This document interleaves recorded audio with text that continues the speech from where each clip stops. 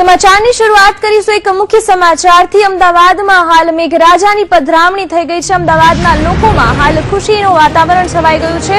અમદાવાદમાં હાલ મેઘરાજાની એન્ટ્રી થઈ ગઈ છે। નરોડા અને ચાંદોડિયામાં વરસાદ હાલ વરસી રહ્યો છે। તેમજ આપ જોઈ શકો છો દ્રશ્યોમાં મેઘરાજાની પધરામણી થઈ ગઈ છે। વરસાદના કારણે લોકોમાં ખુશીનો માહોલ જોવા મળી રહ્યો છે। તો મણિનગર, આંબાવાડી અને નિકોલમાં પણ વરસાદ જોવા મળી રહ્યો છે। ભારે બફારા બાદ વરસાદ પડતા લોકોમાં ખુશીની લાગણી જોવા મળી રહી છે।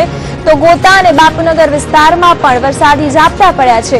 ત્યારે ગઈકાલના દિવસે જગન્નાથના રથયાત્રામાં અમી છાંટણા કર્યા હતા, ત્યારે આજે મેઘરાજાએ અમદાવાદમાં પધરામણી કરી છે। आज मुद्दे વધુ જાણકારી માટે અમારા સંવાદદાતા મનોજ અગ્રવાલ અમારી સાથે જોડાઈ ચૂક્યા છે। જી મનોજ, જે રીતે અમદાવાદમાં એક બફારાની સ્થિતિ હતી અને ત્યારબાદ અમદાવાદમાં જે મેઘરાજાની પધરામણી થઈ છે, લોકોમાં કેવો માહોલ જોવા મળી રહ્યો છે? જી દિવ્યા, વાત જણાવું કે જે છેલ્લા કેટલાય સમયથી જે વરસાદની જે સિસ્ટમ હતી એક જગ્યાએ સ્થિર થઈ હતી, પણ હવે ધીરે ધીરે જે અપર એર સાયક્લોનિક જે સિસ્ટમ છે તે તમામ જિલ્લાઓ તરફ આગળ વધી છે અને ખાસ કરીને દક્ષિણ ગુજરાત, સૌરાષ્ટ્ર, કચ્છ અને જે મધ્ય ગુજરાતમાં જે અમદાવાદ, ગાંધીનગર સહિતના જે જિલ્લાઓ છે ત્યાં પણ આ પ્રકારની સ્થિતિ હવે જોવા મળી છે।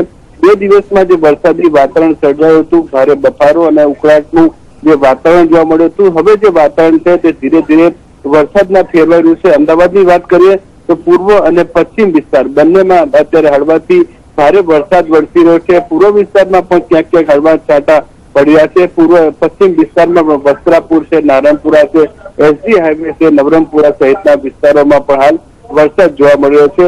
જે માની શકાય કે હવામાન વિભાગની જે આગાહી છે કે આગામી દિવસોમાં અતિથી ભારે વરસાદ વરસી શકે છે અને કે જે અપર એર સાયક્લોનિક સિસ્ટમ છે તે હવે ધીરે ધીરે જે મધ્ય ગુજરાત અને દક્ષિણ ગુજરાત અને સૌરાષ્ટ્ર તરફ જે ફંટાઈ છે તેની સીધી અસર જોવા મળી રહી છે। હવામાન વિભાગની તો આગાહી છે ભારે વરસાદની, સાથોસાથ જે હવામાન જ્યોતિષીઓ છે તે પણ કહી રહ્યા છે કે આગામી દિવસોમાં અતિવૃષ્ટિની પણ સંભાવના છે, કારણ કે જે વરસાદી સિસ્ટમ છે તે એકદમ એક્ટિવ થઈ રહી છે। આજે જે મુંબઈની વાત કરીએ તો મુંબઈમાં પણ કેટલાક વિસ્તારોમાં 12 ઇંચ જેટલો વરસાદ જે વરસી ચૂક્યો છે અને હજુ પણ ચાલુ છે, તો તેની સીધી અસર અમદાવાદ અને ગાંધીનગર વિસ્તારોમાં પણ જોવા મળે છે। એમ કહેવાય છે કે જે મુંબઈની વરસાદી સિસ્ટમ છે તે સીધી ગુજરાતને પણ અસર કરે છે। 1 અઠવાડિયા બાદ ગુજરાતમાં પણ આ પ્રકારનો વરસાદ આવતો હોય છે। તો જે રીતે વાત કરીએ હવામાન વિભાગની આગાહીની, તો આગામી 3 થી 5 દિવસ ભારેથી અતિ ભારે વરસાદ વરસવાની પૂરેપૂરી શક્યતા છે।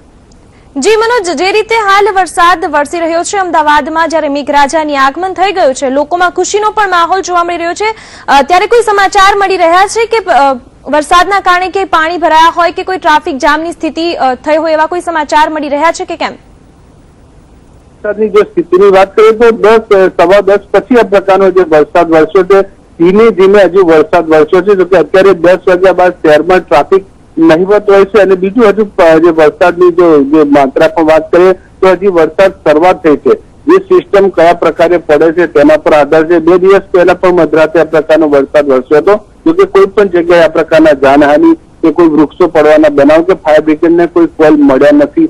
આજે પણ જે અત્યારે વરસાદ જે શરૂઆત થઈ છે એ ખ્યાલ આવશે સવાર સુધીમાં કે મેઘરાજાનો મૂડ કેવો છે, ભારે વરસાદ વરસી રહ્યો છે કે હળવો, એ ખ્યાલ આવશે।